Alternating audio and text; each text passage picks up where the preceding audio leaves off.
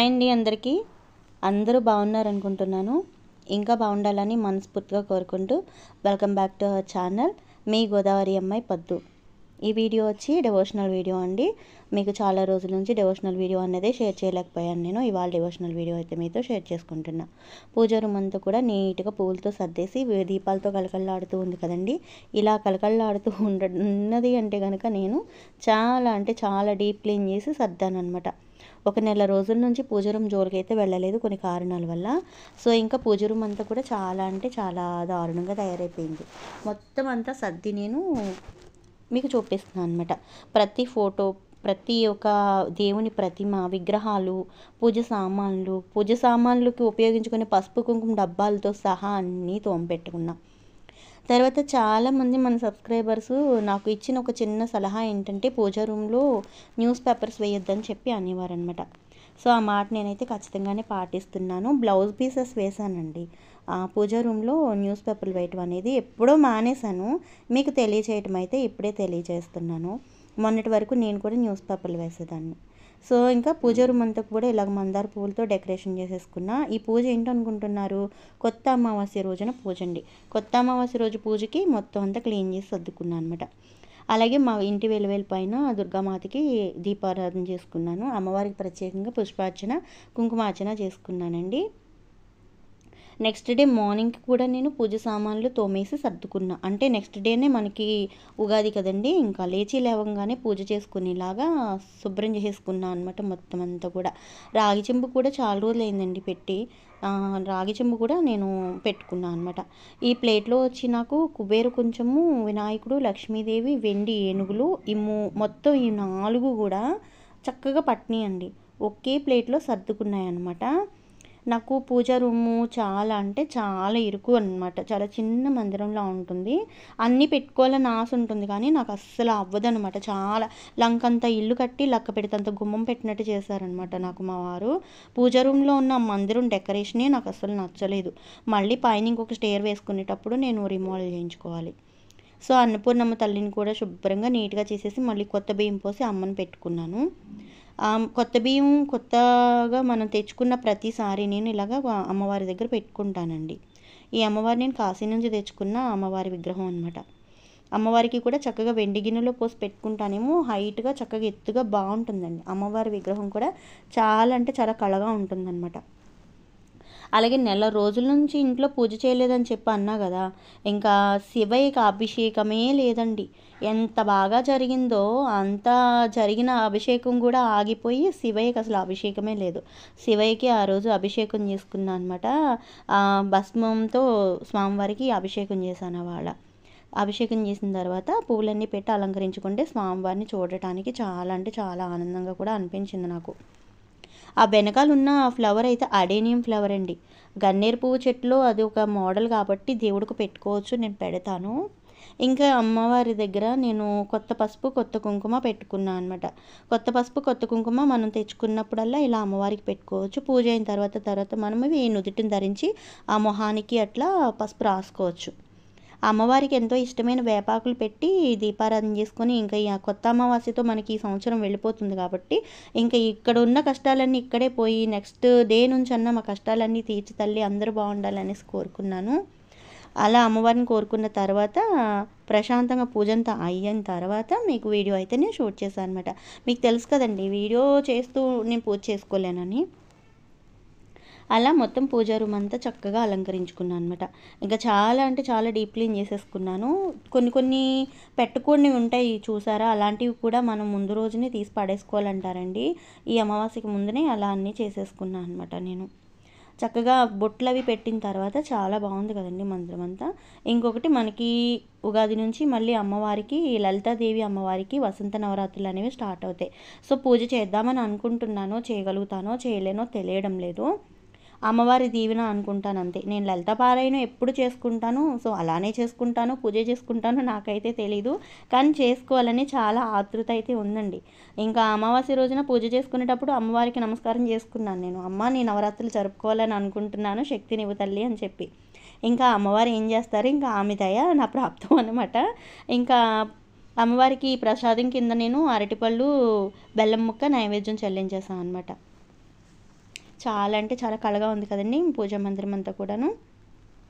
మనం ఒక ఐడియా చేసుకొని బుర్రలో పూజ రూమ్లో ఇలా సర్దుకోవాలని పెట్టుకుంటే చిన్న ప్లేస్ అయినా సరే చక్కగా పూజ చేసుకోవచ్చండి. నాకు పుష్పార్చన చేసుకునేంత వీలుగా నేను పూజా మందిరాన్ని సర్దుకున్నాను అనమాట. ఆ తర్వాత పైన స్టెప్ ఉంటుంది కదండి, 2 స్టెప్స్ ఉంటాయి నాకు. ఆ 2 స్టెప్స్ మీద కూడా ఈ కుండల్లో నేను ఒక కుండలో చిల్లర కాయిన్స్ వీటిని కూడా శుభ్రంగా కడిగి పెట్టి ఎండలో బొట్టు పెట్టి పెట్టుకున్నాను అనమాట. అలాగే అపరాలు వేసుకోవచ్చు. కొత్తగా తెచ్చిన పప్పు, కొత్తగా తెచ్చిన బియ్యము, చిల్లర కాయిన్స్ ఎప్పుడు ఉండాలండి పూజా రూమ్లో. తర్వాత కొత్తగా తీసుకొచ్చిన ఉప్పు, కొత్తగా తెచ్చుకున్న పెసలు, మనకి గోధుమలు అన్నీ ఏవంటే అవి పెట్టుకోవచ్చండి. నా దగ్గర ఏవి అవైలబుల్గా ఉన్నాయో వాటిని నేనైతే ఈ కుండల్లో నింపుకున్నాను అనమాట. ఆ తర్వాత ఇవి నేను మళ్ళీ వంటల్లో వాడేస్తా. నాన్ వెజ్ తినలేని టైంలో నేను వాడేస్తా.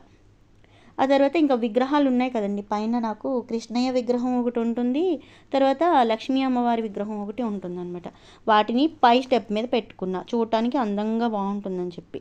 తర్వాత ఇక్కడ అమ్మవారి ముఖావరి అండి, ప్రతి కలశానికి నేను అమ్మవారి ముఖావరి పెట్టుకుంటాను. నేను ఇంకా అమ్మవారితో సమానం కాబట్టి అమ్మ ముందనే ఇక్కడ పెట్టుకున్నాను అనమాట. చూడటానికి కూడా అలంకరణకి చాలా బాగుంది.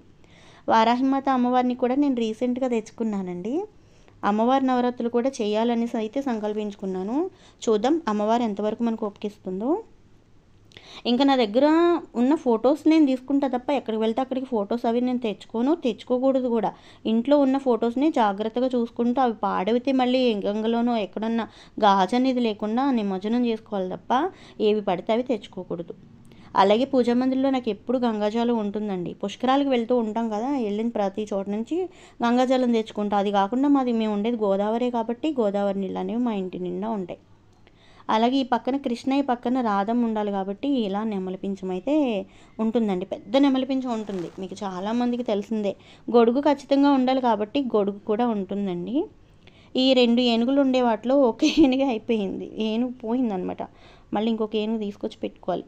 సో ఇలాగా కొత్త అమావాస్య రోజున మొత్తం పూజా మందిరం అంతా క్లీన్ చేసి నేను చక్కగా పూజ అయితే చేసుకున్నానండి.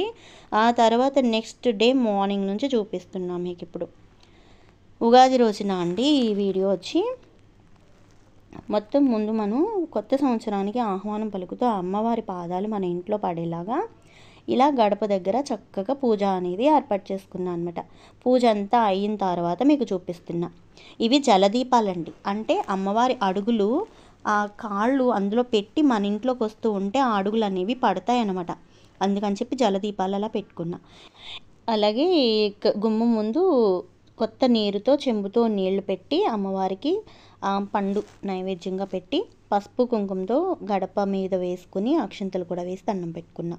అలాగే ఈ ప్రమిదల్లో ఉప్పు వేసండి, ఇదంతా కొత్త ఉప్పు అనమాట. నిమ్మ చెక్కలు నిమ్మకాయ కోసి అటువైపు పసుపు ఇటువైపు కుంకుమ అద్ది పెడుతున్నా. ఇలా చేయడం వల్ల నెగిటివ్ ఎనర్జీ అనేది బయటకు వెళ్ళిపోయి పాజిటివ్ వైబ్స్ అనేవి మన ఇంట్లోకి వస్తాయన్నమాట. అక్కడ పూజ అయిన తర్వాత తులసి కోట దగ్గర కూడా నేను పూజ చేసేసుకున్నానండి. ఇక్కడ 2 చోట్ల కూడా పూజ చేసుకున్నాక ఆ తర్వాత నేను పూజా మందిరంలో పూజ చేసుకున్నాను. ఎందుకంటే పూజా మందిరంలో పూజకి ఎక్కువ టైం పడుతుంది కాబట్టి. మాకు ఎదురెండు ఎక్కువ అయిపోయింది, అందుకని చేపలు దింపేస్తున్నాము. ఎదురు చెట్టు ఉండేది కొట్టేశారనమాట, దానివల్ల ఎండ అనేది ఎక్కువ వచ్చేస్తుంది, గాలికి దీపాలు అనేవి కొండెక్కేస్తున్నాయి. అందుకని చెప్పి చేపలు దింపేస్తాను అనమాట. పూజ అంతా అయిన తర్వాత ఇంకా బాగా ముఖ్యంగా మనకి ఉగాది రోజున చేయవలసింది ఏంటంటే ఆరోగ్యం సమర్పించుకోవాలండి. మనకి ఆ సూర్య భగవానుడు ప్రత్యక్ష దైవం కాబట్టి, స్వామి ఈ సంవత్సరం మాకు ఎటువంటి కష్టాలు రాకుండా మంచి ఆరోగ్యం దయచేసి స్వామి అని చెప్పి స్వామివారికి అర్ఘ్యం అయితే వదులుకోవాలి. నేను బయట పూజ అంతా కంప్లీట్ చేసుకొని సూర్యభగవానుడికి కూడా అర్ఘ్యం సమర్పించుకొని ఆ తర్వాత ఇంట్లో పూజకి అనేది లోపలికి అయితే వెళ్ళాను అనమాట. సో మీరు ఇలా చేశారా, మీకు ఇలా చేసే అలవాటు ఉందా, ఉంటే తప్పకుండా కామెంట్ అయితే పెట్టండి. సో నేను చేస్తున్న పూజా కార్యక్రమాలు ఎలా ఉన్నాయో మీరు కూడా నాకు చెప్తేనే కదా తెలుస్తుంది. సో తర్వాత ముఖ్యమైన పచ్చడి అండి, ఉగాది పచ్చడి చేసుకుంటున్నా. ముందు మామిడి తురుము వేసుకున్నాను, తర్వాత ఇలా కొబ్బరికాయ చిన్న చిన్న ముక్కల కింద చేసి వేసుకుంటున్నా. ఇది కొత్త బెల్లం అండి, కొత్త బెల్లం వేస్తున్నాను. తర్వాత అరటిపండు ముక్కల కింద కట్ చేసి వేస్తున్నాను. ఆ తర్వాత మనకి పుట్నాల పప్పు ఉంటుంది కదండి, పుట్నాల పప్పు కూడా ఒక 3 స్పూన్లు అలా వేసుకున్నాను. అన్నీ కొత్తవే వాడతారండి ఉగాది పచ్చడికి. కొత్తగా తెచ్చుకున్న పప్పు, కొత్తగా తెచ్చుకున్న బెల్లము, కొత్త కొబ్బరికాయ, అలాగే కొత్త చింతపండు, కొత్త కారం అంటారు, ఈ కొత్తవి వేసుకుంటారనమాట. అలాగే ఎంతో ప్రత్యేకమైన వేప పువ్వు అండి, చక్కగా పువ్వు అనేది తుంచి క్లీన్ చేసేసి వేస్తున్నా. ఇది చాలా ముఖ్యం అనమాట. వేప పువ్వు అనేది ఈ పచ్చడిలో చాలా ముఖ్యం. తర్వాత ఇందులో టేస్ట్కి సరిపడగా సాల్ట్ ఎక్కువ వేసుకోకూడదు, కొంచెం. అలాగే కొంచెం కొత్త కారం, తీపు, పులుపు, చేదు, వగర, కారం ఇవన్నీ కలగలిపినది ఉగాది పచ్చడి అంటారు కదా. సో ఉగాది పచ్చడి గురించి నేను స్పెషల్గా ఇంకొక వీడియో చేస్తానండి. చాలా ఇష్టంగా తింటారనమాట మా ఇంట్లో. ఈ గిన్నెలో చేసిన పచ్చడి అంతా నేనే తినేస్తాను, అంత ఇష్టం నాకు. ఫ్రిడ్జ్లో పెట్టుకొని కూడా తింటానండి. ఇలాగా మొత్తం అంతా కూడా మిక్స్ అయిపోయేలా కలిపిన తర్వాత కొత్త చింతపండు నానబెట్టి ఇలా రసం తీసాను, ఇందులో వేసేస్తున్నా. అంతేనండి, ఎంతో సింపుల్గా ఉగాది పచ్చడి అయితే రెడీ అయిపోయిందనమాట. ఇలా ఉగాది పచ్చడి అయితే రెడీ చేసుకున్న తర్వాత అందరికీ శుభాకాంక్షలు చెప్తూ నేను ఒక వీడియో కూడా పోస్ట్ చేశానండి. సో వీడియో కూడా మన ఛానల్లో ఉంది, చూడొచ్చు. షార్ట్ వీడియో అనమాట. సో ముందు మనకు చేసుకోవాల్సింది ఉగాది పచ్చడే కాబట్టి పచ్చడి మొత్తం శుభ్రంగా అన్నీ చక్కగా కలగలిపి మీకు చూపిస్తున్నా. ఇంకా పూజ రూమ్లోకి వెళ్ళిపోదామండి. పూజ అంతా అయిందండి. పూజ అయిన తర్వాత స్వామివారికి నైవేద్యం పెట్టేసి పులిహోర అయితే చేశానండి. పులిహోర అది కూడా నైవేద్యం కింద పెట్టి లలిత అమ్మవారికి సహస్రనామార్చన చేసుకున్నాను. శివయ్యకి అభిషేకం చేసుకున్నాను. మా ఊరి గ్రామదేవతను కొలుచుకున్నాను.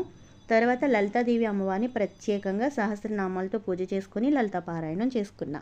యాజ్ యూజువల్గా మొత్తం అమ్మవారి ఫోటోలు, దేవుడి విగ్రహాలు అన్నిటి దగ్గర మళ్ళీ కొత్తగా నెక్స్ట్ డే పువ్వులన్నీ పెట్టి పైన కూడా ఒక పండు పెట్టి పూజ చేసుకొని నమస్కారం చేసుకొని ఈ సంవత్సరం అంతా అందరూ బాగుండాలి, నా ఛానల్కి మౌంటేషన్ కూడా అవ్వాలని చెప్పేసి నేను నమస్కారం చేసుకొని పూజ అయితే ముగించుకున్నానండి.